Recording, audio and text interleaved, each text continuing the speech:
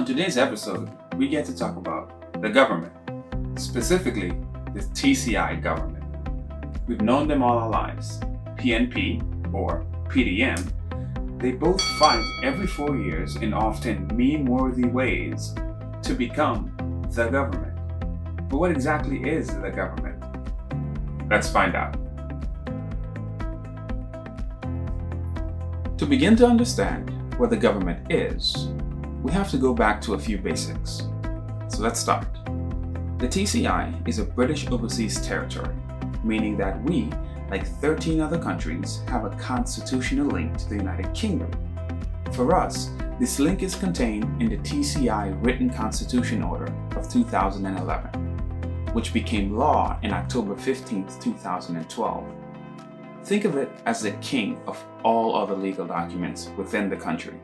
It tells everybody what to do and how to do it.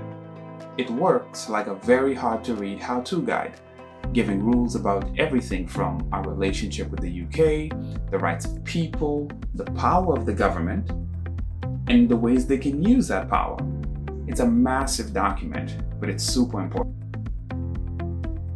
Under the current rules, the TCI is governed by a team effort of two big players. The governor, serving as the head of state, representing the Queen, and the elected government, led by the Premier, as the highest political office within the country. More on the governor later in the series, but usually when people say the government or government should do it, they're really referring to the elected government, made up of the legislature, known as the House of Assembly, and the executive. You often know them as cabinet. The legislature is really a fancy name for rule makers, and it consists of the House of Assembly in one corner and the governor in the other corner. The House of Assembly are the people that debate, agree on, and approve rules that eventually become the law. Remember that verbal boxing ring called the budget debate during Corona? That place. We'll cover how the House of Assembly works in detail in a separate video, but for now, the important thing to remember is that the House of Assembly's job is to make laws. And it's 21 members, 15 of which that we elect directly during elections, help them do that. Next is the executive. The executives are the people with executive authority. Consider executive authority like boss powers. Some people call them cabinet, some call them ministerial cabinet, but it's the same thing, potato, potato.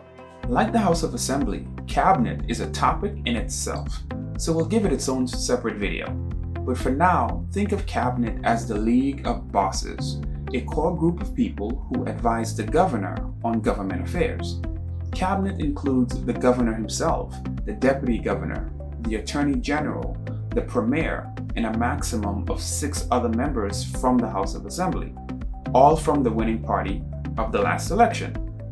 Cabinet members become what we call ministers of government by being given responsibility for one or more government functions. Say it with me. Education is a government function.